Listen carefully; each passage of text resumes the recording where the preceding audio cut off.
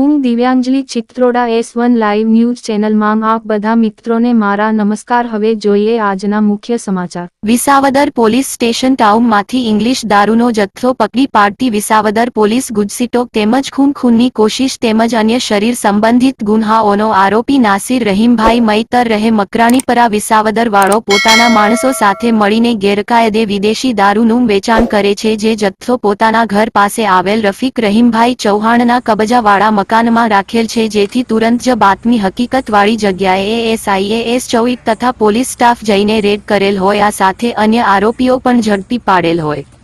ગત તારીખ 24/9/2024 રોજ સાંજે ચોથા એડિશનલ સેશન્સ જજ સાહેબની કોર્ટમાં પોક્સોના કેસના કામે વડાલ ગામના આરોપી અલ્તાફભાઈ ઠેબાને નામદાર કોર્ટ દ્વારા સજા ફટકારવામાં આવતા આ ગુનાના કામના આરોપી અલ્તાફભાઈ ઠેબાને કોર્ટ કાર્યવાહી માટે ફિંગરપ્રિન્ટ રૂમમાં લઈ જવામાં આવી રહ્યો હતો।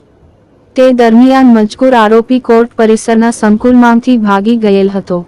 આ દરમિયાન નામદાર કોર્ટમાં ફરજ પરના હાજર મહિલા લોકરક્ષક ભારતીબેન કાળાભાઈ વૈશ્ય, પોલીસ હેડ ક્વાર્ટરનાઓને ભાગતો આરોપી ધ્યાને આવતા પોલીસ કર્મચારી બહેને સમયસૂચકતા વાપરી ભાગેલ આરોપીને પકડવા માટે ત્યાં હાજર પોલીસ કર્મચારીની મદદ લઈ તાત્કાલિક પકડી પાડી સમયસૂચકતા વાપરી બહાદુરી અને કાર્યકુશળતાના ગુણો દાખવી ખૂબ જ સારી કામગીરી કરવામાં આવેલ અને પોસ્કોના ગુનાના આરોપીને જૂનાગઢ તાલુકા પોલીસ સ્ટેશન ખાતે સોંપી દીધેલ હતો, જે અનુસંધાને પોલીસ કર્મચારી બહેનને પોલીસ અધિક્ષક શ્રી જૂનાગઢના દ્વારા કચેરી ખાતે બોલાવી 1000 રૂપિયા રોકડ ઇનામ તથા પ્રશંસાપાત્ર આપવામાં આવેલ। દર્શક મિત્રો, અમારી ચેનલને એકવાર અવશ્ય સબસ્ક્રાઇબ કરશો। ચાલો મિત્રો, કાયમ અવનવા ન્યૂઝ જોવા માટે તૈયાર રહેજો। બધાને મારા નમસ્કાર।